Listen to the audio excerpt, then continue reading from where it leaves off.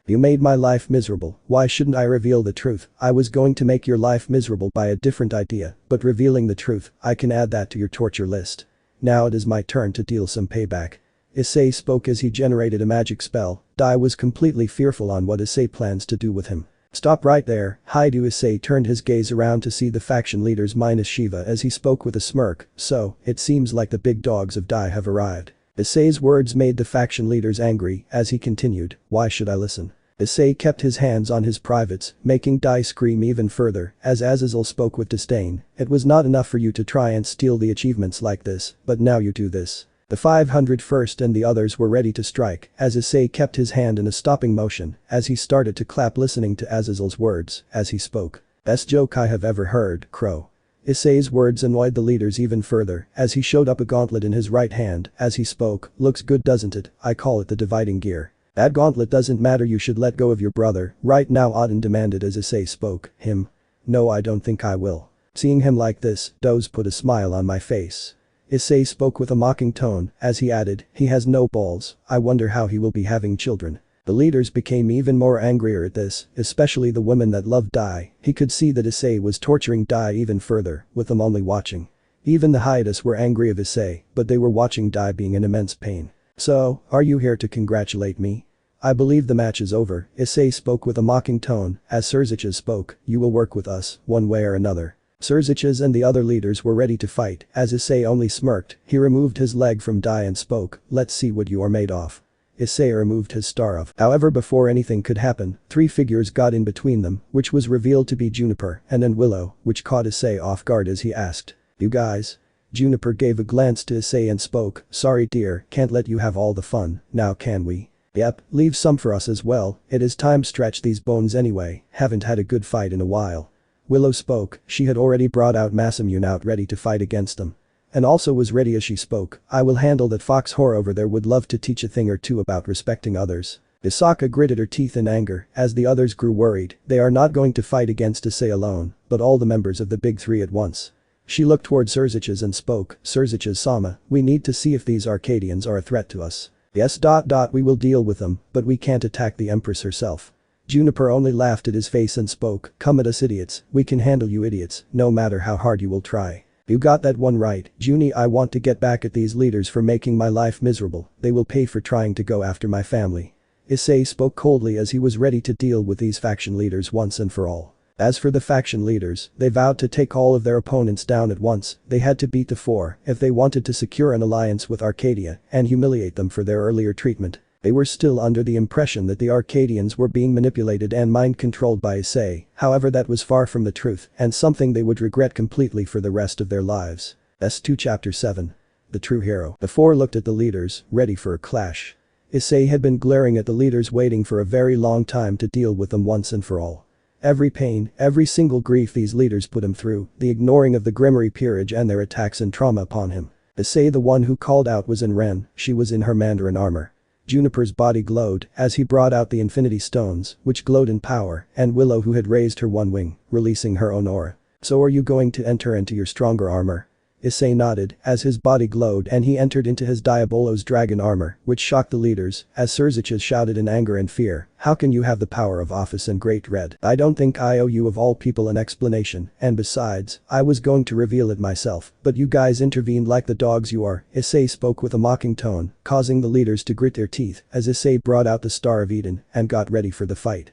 He internally grinned seeing them like this. Everyone, I want you to make sure none of these small fry intervene, including you. Excelsis Rias Arcadia spoke for everyone while stomping on a battered and bruised Rias Grimoire. You got it, General. Affirmative. Excelsis roared into the battlefield, keeping a watch on the Citri Peerage and Dulio Gesualdo, who were all knocked down. Meanwhile, Shiva, Indra and Gabriel watched the scene with confusion, the latter being angrier than before as Bianca asked, aren't you going to fight Lord Shiva? None, I see no reason to fight in this battle. I had my doubts on Dai, even more, since your father's return. If anything, you can be assured that I nor Indra would be fighting.